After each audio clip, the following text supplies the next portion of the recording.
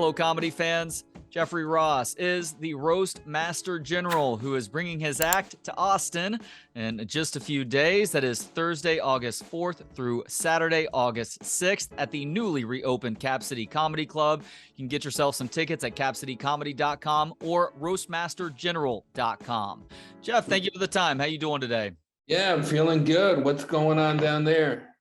Not a lot. It's just another scorching summer here in Austin. But the good news is that Cap City Comedy Club has finally reopened in what I would say is a slightly better area for that club. And actually, your Thursday show coming up in a couple of days is the first show that I get to experience at Cap City. So I'm very happy about that. And I'm happy that you're doing the touring thing once again. I love that you're promoting my show and you're a man of your words. You're coming to the show. That means a lot.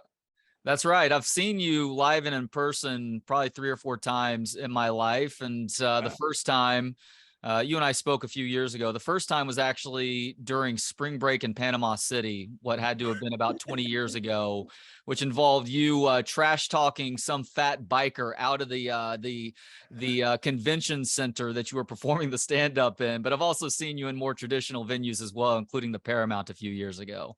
Oh, that's so cool. Was that the Bumping Mike show at the Paramount? It was a little bit before that. I think it was your Oh. Jeff Ross Roasts America tour, where Oh, yeah, end of the right. tour. And this may be something that you just do now, where you just invite a line of people up to the stage at the end of the show to give like real quick roast after roast after roast. But when you get so good at something, I'm sure it's just second nature for you, like taking a breath or a drink of water. I call it speed roasting, the ultimate judging a book by its cover type of comedy. Well, it's impressive. And you've established yourself at this point to where I kind of consider you a sort of elder statesman for the art form. I spoke with Andrew Dice Clay about this about 6 months ago, and he's certainly in that category as well. How do you feel about holding the supposed mantle where you've got younger comedians who look up to you as somebody who's really figured it out over the last 30 years or so? With so many of my friends croaking lately, I'm like thrilled to be called an elder statesman, and I'm only in my 50s, so Right. I take it as a compliment. I feel like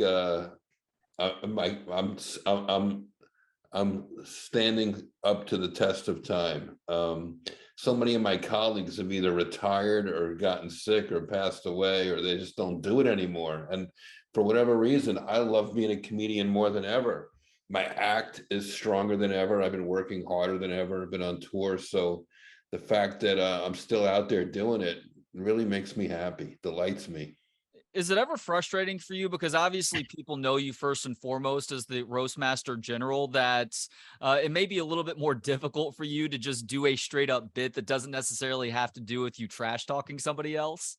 You know, it's an interesting question. Like, I think I've earned some goodwill where the audience is willing to go with me on whatever. And you'll see on Thursday, the first 30 minutes of my show is not roasty at all. I love It's it. more personal, more introspective. The theme is life, is life and death. It's cathartic. It'll actually make you feel good. And then by the time I get to the roasting of the audience at the end, it's like orgasmic. Was that first 30 minutes a result of what you just talked about, losing some of your close friends over the last year, the Bob Sagets and the Gilbert Gottfrieds of the world? You know, I can go to a shrink or whatever, but I'd have to pay a shrink. At least if I come down to Cap Cities, you guys pay me to come be my therapist. And I find it very cathartic. The audience is leaving my shows. I feel like with a little bit of a weight lifted off their shoulders. So laughter, it's like a vaccine for the brain right now. Everybody's so depressed and divisive, and not everybody, and we all have our moments, but there's a lot of crap going on in the world right now. And with COVID making a comeback and all this other stuff, I do feel like for our mental health, laughter, comedy, roasting, insults, it's laughing at yourself. It really can make a difference. The last 2.5 years has completely broken people. I think that's evident in a lot of different avenues of life. One that I experienced recently is just going through the airport, which is obviously a comedy of errors in and of itself. But I see more people than ever walking around in airports and on airplanes now completely barefoot. And oftentimes those same people are wearing face masks as well. It's like, Right. whichever route you're planning on going one way or the other, just be consistent with it. So if you're going to wear the face mask, have the wherewithal to understand that walking around barefooted in the airport is completely gross. I saw a guy on this lady took her flip-flops off on my plane back from, I was in Dublin, coming back, and I'm just like, you don't live here, lady. Come on, I don't want to see your feet. I don't want them rubbing all over the chairs. What's wrong with people? Well, it's the same thing with the emotional support pet bit too. Like, how much of this is you actually needing that support versus not wanting to pay the couple $100 to board your animal for the week, right? My dog stays here. I don't do that to people. But one thing the pandemic has given me is a love for dogs, which I never had before, and that'll be a big part of my show. So if you have any dog people watching, I think you'll dig my new act. Okay, there are definitely some dog people here in Texas. I own 2 dogs as well, but I do have to admit that it gets a little bit tired seeing 4 extra dogs at the coffee shop, and there's actually dogs in my office place now. So maybe people are allowed to bring dogs to Cap City Comedy Club on Thursday, Jeff.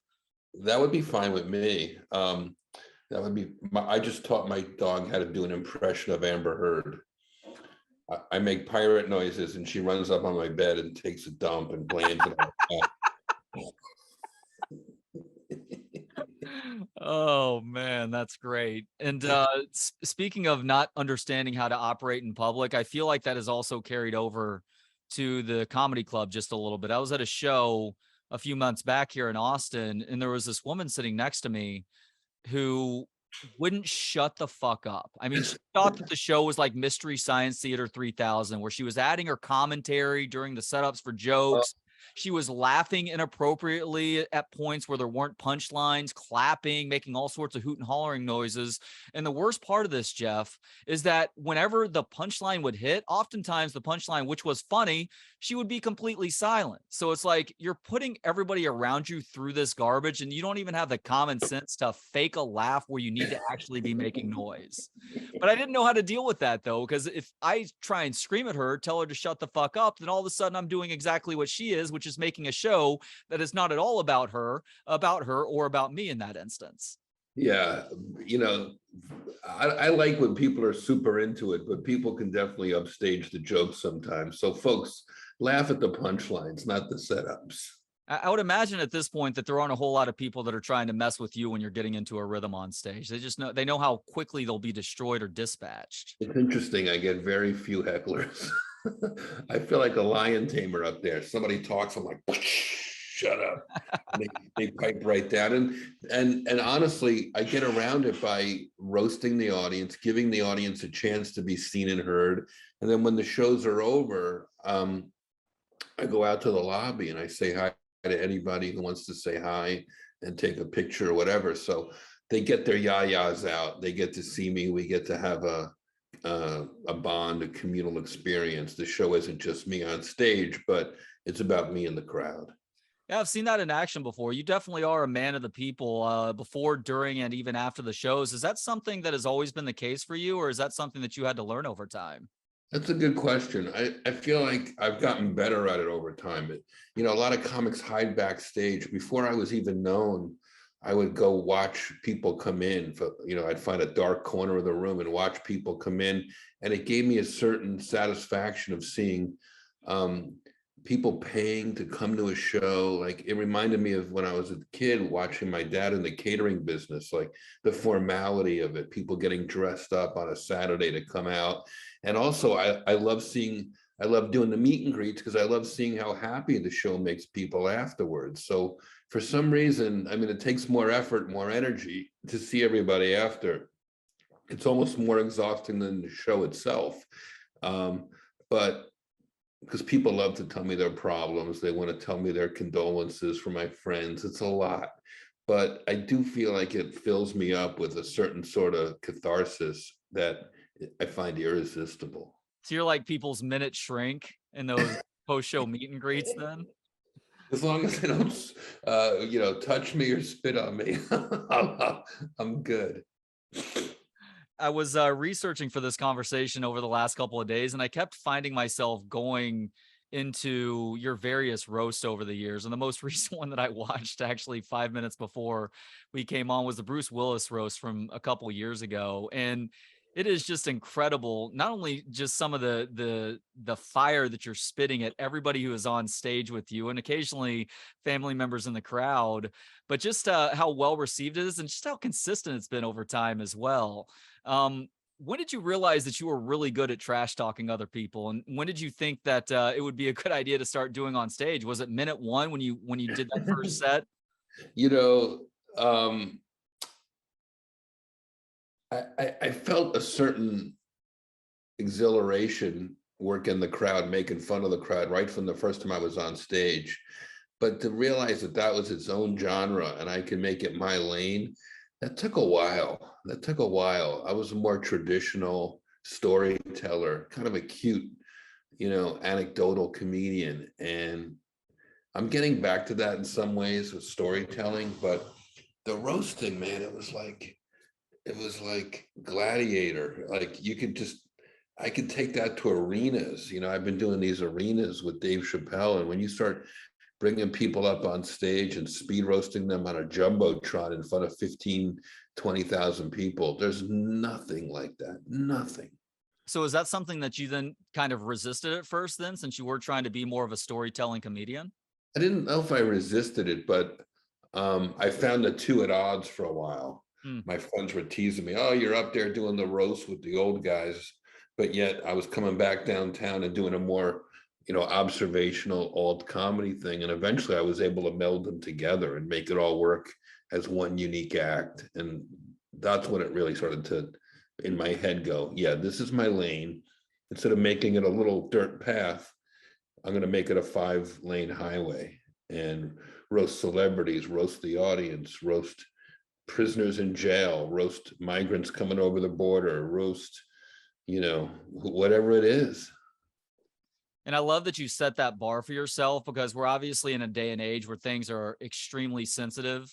And a lot of people can't get away with saying even mundane stuff because it pisses off the wrong person. But you set a sort of bar where you can really say just about anything you want to about somebody else, as long as there's a comedic element to it, because people know that you're doing that in a manner that isn't supposed to be all that hurtful, right? I think so. I think it comes from a place of affection, love, respect.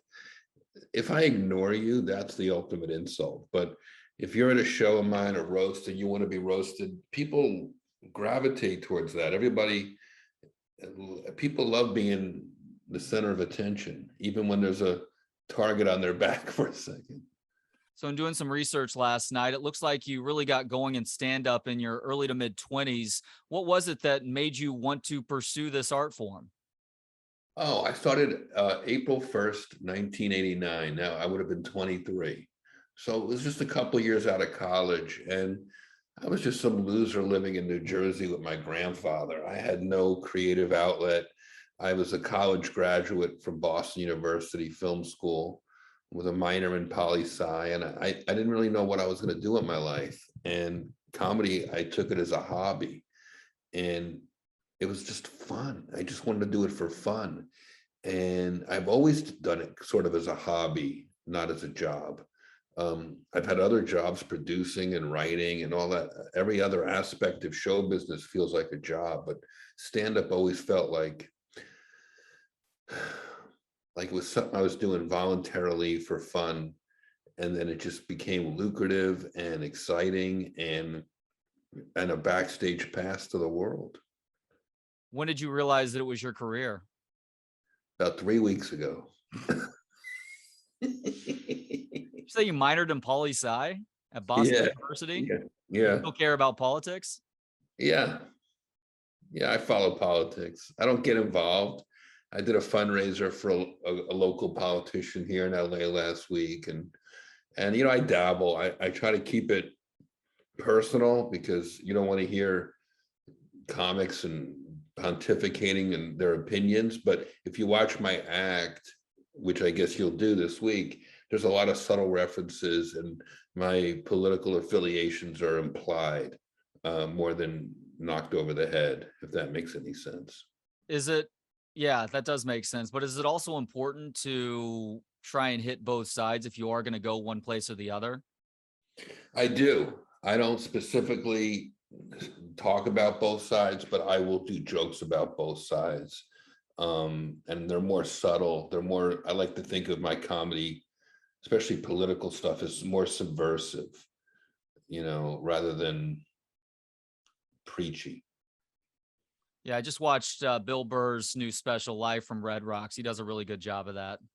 Yeah, he's amazing. That guy is amazing. I worked with him this weekend, just popping up here in town in LA, and he's just prolific and always has new stuff. And I just made an appearance on his Friends Who Kill Netflix special.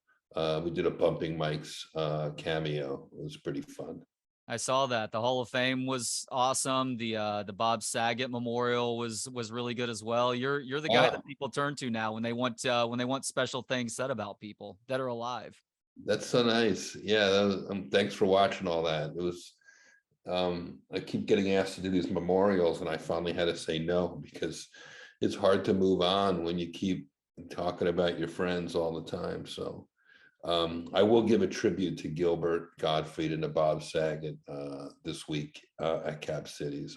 I have some good stories, and it'll make people feel good. I was out with Bob's wife last night, and I ran into her at a Red Hot Chili Peppers concert, and I talked to Gilbert's family, kids, and wife all the time, and they're all good people. Everybody's doing okay. Are the Chili Peppers still making it happen on stage? Or are they starting to turn into the old guys on stage? Not an ounce of fat on any of their bodies, rocking an arena a stadium for 2 hours. And they were just phenomenal. One of the best live shows of recent memory. Just great. Is right now the best time to be a stand-up comedian, considering some of the bullets that seem to be whizzing past you at times if you say the wrong thing? Yeah, somehow I managed to dodge all that by being thoughtful about what I say. People go, well, is the wokeness of our culture now killing comedy? If you're a normal person and you evolve with the rest of society, then you're fine. Like, I'm not trying to upset people. And once you come to my show, I feel like you're sort of opting into, I don't want to call it politically incorrect, but wild, bawdy, fun, a little more carefree, not so knee-jerk reaction. Most people aren't offended by jokes. They pretend to be offended by jokes to further their agenda. So that I find tiresome. I'm offended by people that are constantly offended. It's like, life's too short. Just, who cares if someone makes an off-color joke? It makes me nuts. But to answer your question, I still think this is a great time to be a comedian. Like I said earlier, it's a vaccine for your brain. It can really, laughter and pointed comedy can be very healing. That's right. Now, in scrolling through your Twitter feed, I saw a picture with Kareem Abdul-Jabbar from a little while back. I'm not sure when exactly. Another NBA legend just passed away over the weekend, Bill Russell. Did you ever get to spend any time around Bill Russell? Because that dude strikes me as one incredible human being. That would have been very cool. I didn't get to meet Bill Russell, but I did get to spend some time with Kareem. He was at one of my shows at the Hollywood Bowl, and then I ran into him again down at Dave Chappelle's place in Ohio. And very cool guy, very smart guy. Basketball is probably number 10 on the list of things he's an expert on, and very thoughtful, very cool individual. So like I mentioned, like, comedy, being a comedian, it's a backstage pass to the world. I met, I think, 5 governors last week at an event, US governors from different states, and I've been to Africa and Iraq and all over the world, the White House. I feel very, very lucky to do what I do. Where's the worst place you've ever had to perform stand-up, other than maybe a convention center in Panama City? I just booked a gig for 1,200 with 1,200 dentists. So is that the best place or the worst place? We'll find out. It sounds like it's going to be easy pickings for the roast part, but 1,200 dentists, that's a lot of, that's going to be weird. Well, the dentist jokes will be flying and you won't even have to say any of them, right? Exactly. We'll see, man. So it's always a new adventure. You know, the later I sleep, the more texts that have come on my phone with opportunities, and it's been pretty cool. How is that scene in Yellow Springs, Ohio, by the way? I've seen just incredible lineups and it seems like a lot of fun when it's going on. Dave Dave Chappelle easily could have been a party planner or a caterer if he wasn't a comic. He really is a great producer, a great friend, a great host. When we go down there, he hosts his own shows, brings his friends up, and invites people to come out, and sends jets for comics that he likes, and we just go down there for fun. It's not a gig; it's a vacation. We happen to go on stage and mess around together, but he's the best. Well, you talk about it with Kareem Abdul-Jabbar. Dave Chappelle may literally be the best comedian of this generation, but he's even more important as a humanitarian than he is as somebody who makes people laugh. He does a lot of good for a lot of people. Not everybody knows about it all the time, but he's very, very generous, not just with his friends, with his local community. If you walk around Yellow Springs, Ohio, there's all the stores downtown have "Thanks Dave" signs in the window because he brings so much opportunity to that community, and he does benefits all the time. And I've been thrilled to be part of a lot of those with him, and we have more to come. All right, last thing, Jeff. And again, I appreciate the time today. The shows at Cap City are this Thursday through Saturday. Get tickets at capcitycomedy.com or roastmastergeneral.com. Will you please roast me on the way out? I'm afraid if I roast you, you'll slip out that secret trap door in that bookcase behind you. I know who's not coming through that door any second is a barber or a trainer or a girlfriend. But I appreciate you having me on. Thank you so much for the time, man. And thank you for all the incredible comedy over the years. I look forward to that first 30 minutes on Thursday.